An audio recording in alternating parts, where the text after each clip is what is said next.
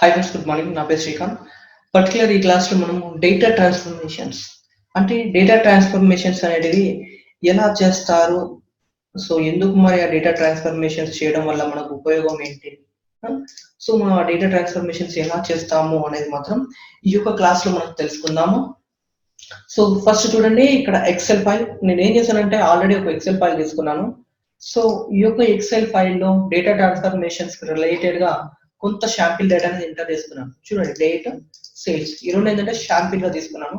చూడండి, ఇక్కడ మనకు ట్రాన్స్ఫార్మ్ అని వచ్చేది చూసారా. సో ట్రాన్స్ఫార్మ్ అనేది మాత్రం క్లిక్ చేయండి. ట్రాన్స్ఫార్మ్ అని క్లిక్ చేయగానే మనకి ఏమవుతుంది అని అనుకుంటే డైరెక్ట్ గా మనకి ఇక్కడ ట్రాన్స్ఫార్మ్ అనేది రావడం జరుగుతూ ఉంటుంది. చూడండి, డేటా ట్రాన్స్ఫర్మేషన్ సంబంధించిన విండో అనేది రావడం జరుగుతూ ఉంటుంది. సో ఇక్కడ మనకి ఏంటంటే చూడండి, డేట్ అని చూసారా, డేట్ కి మౌస్ లెఫ్ట్ క్లిక్ ఇవ్వండి. లెఫ్ట్ క్లిక్ ఇవ్వగానే మనకి ఇక్కడ చూపిస్తా చూడండి, డేటా ట్రాన్స్ఫార్మ్. సో ట్రాన్స్ఫార్మ్ అనేది చూడండి, చేంజ్ టైప్ కింద ఉంటుంది ట్రాన్స్ఫార్మ్ అనేసి. సో ఈ ట్రాన్స్ఫార్మ్ లో మనకు వచ్చేసి year, quarter, month, week, day. Okay, so text transformations గురించి మనం ఫర్దర్ క్లాసెస్ లో చెప్పుకుందాం. So first of all year లో చూసుకున్నట్లయితే year start of year, end of year. Year మాత్రం ఇయర్ లోకి వెళ్ళేసి ఓన్లీ ఇయర్ సెలెక్ట్ చేసుకున్నట్లయితే మీకు ఏమవుతుందంటే ఓన్లీ ఇయర్స్ మాత్రమే చేంజ్ అవుతా ఉంటాయి. వద్దు అనుకున్నట్లయితే ఇది క్యాన్సిల్ చేయండి. ఓకే, తర్వాత నెక్స్ట్ సేమ్ మళ్ళీ ట్రాన్స్ఫార్మ్ లోకి వెళ్ళేసేయండి. తర్వాత start of year. So start of year అంటే మన యొక్క డేట్ లో స్టార్ట్ ఆఫ్ ఇయర్ ఏదైతే ఉందో అది చూపిస్తూ ఉంటది. నెక్స్ట్ అదే మాదిరిగా మనకు end of year. Okay, so end of year అనేది ఏంటంటే మనకు ఆ ఇయర్ ఎండ్ వరకే. చూడండి, ఇక్కడ మనకు డేట్ మారుతా ఉన్నది 12, 31, 20. ఓకే, చూడండి, ఒరిజినల్ అయితే మనకి ఎంత ఉంది మరి 1/1/2020 ఉన్నది. So end of the year అని చేయగానే ఏమవుతుంది 12 అంటే మనకు ఆటోమేటికల్ ఎండ్ అంటే ఇయర్ ఎండ్ లోకి ట్రాన్స్ఫార్మ్ అయిపోయినది డేటా అనేది. తర్వాత క్వార్టర్. సో క్వార్టర్ అని సెలెక్ట్ చేసుకోగానే మనకి ఏమవుతుందంటే మొత్తం క్వార్టర్స్ లో చూపిస్తుంది. ఎందుకంటే ఇక్కడ అంతా మనకు ఫస్ట్ క్వార్టర్ లో ఉన్నది. సో మనకు 6th మంత్ కానీ 9th మంత్ కానీ 12th మంత్ కానీ ఉన్నట్లయితే ఆ క్వార్టర్ సంబంధించి చూపిస్తుంది. సో మనకు గుర్తుపెట్టుకోండి, ఈ ఇయర్ కి మాత్రం 4 క్వార్టర్స్ ఉంటాయి. Okay, so first 3 first quarter, second 3 second quarter, third 3 quarter 3, last 3 months వచ్చేసి మనకు 4th క్వార్టర్ గా ఉంటుంది. సో మనకి ఈ క్వార్టర్స్ గురించి కూడా మనము ఫర్దర్ క్లాసెస్ లో డిస్కస్ చేసుకుందాము. తర్వాత ఇందులోనే మనకు ఈ యొక్క క్వార్టర్స్ ని మనం ఇంకా చేంజ్ చేసుకోవచ్చు. Start of quarter. సో మనకి క్వార్టర్ ఏ స్టార్ట్ అవుతుందో ఆ క్వార్టర్ చూపిస్తుంది మనకంటే 1 చూపిస్తుంది. ఎందుకంటే మనకు ఫస్ట్ క్వార్టర్ అనమాట ఇది. సో నెక్స్ట్ వచ్చేసి మనకు ఎండ్ ఆఫ్ క్వార్టర్ అనుకున్నాం అనుకో, ఆ క్వార్టర్ అయితే ఎక్కడైతే ఎండ్ అవుతుందో ఆ ఎండ్ ఆఫ్ ది క్వార్టర్ కి చూపిస్తూ ఉంటుంది. చూడండి, 3 చూపించినది. Okay, last. ఓకే, సో ఈ మాదిరిగా మనకు థర్డ్ క్వార్టర్ అనేది చూపించినది.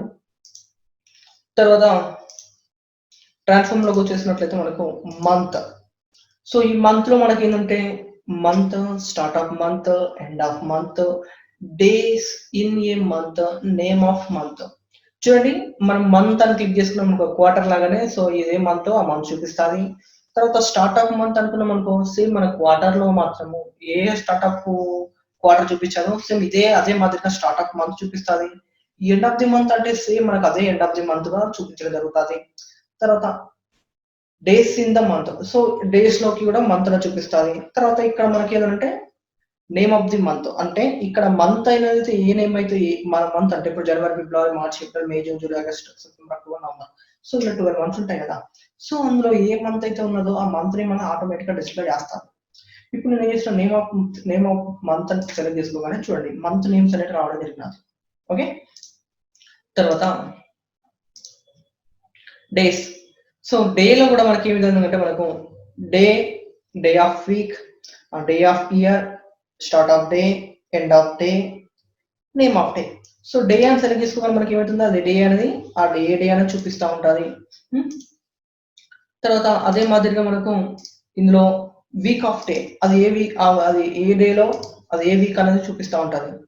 చూడండి, okay, so third week, 4th week. So ఏ వీక్ ఆఫ్ డే అనేది మనకు వీక్ ఆఫ్ డే గా చూపిస్తూ ఉంటుంది. తర్వాత స్టార్ట్ ఆఫ్ డే, సో అది ఎప్పుడు స్టార్ట్ అయినది. సో డే స్టార్టింగ్ ఉంటుంది చూడండి. ఇన్సర్ట్ అంటే ఏంటంటే ఇక్కడ మనకు ఒకటి ఇన్సర్ట్ అయిపోతుంది స్టెప్ అనేది. చూడండి మనకి ఈ విధంగా వచ్చేస్తూ ఉంటుంది. So start of day, so days.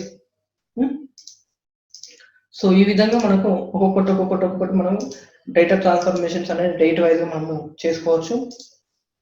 తర్వాత ఇందులోకి మనకు name of day, so day name అదేం నేమ్. సో మనకు మంత్ నేమ్ ఎలా వచ్చారో ఇక్కడ డే నేమ్ కూడా అలాగే వస్తుంది. Name of month, name of day అని త్రీలో తీసుకొని అది ఏ డే అనే నేమ్ డే నేమ్స్ కూడా మనకు ఇక్కడ చూపించడం జరుగుతూ ఉంటుంది. సో ఈ విధంగా మనము డేట్ ట్రాన్స్ఫర్మేషన్స్ అనేది ఇలా చేసుకోవచ్చు పవర్ క్వరీలో. సో నా వీడియో కనుక మీకు నచ్చినట్లయితే తప్పకుండా మా లక్ష్మీ స్కిల్స్ సబ్స్క్రైబ్ అయ్యి మరిన్ని పవర్ బై క్లాసెస్ ఇస్తూ పవర్ బై నేర్చుకోండి.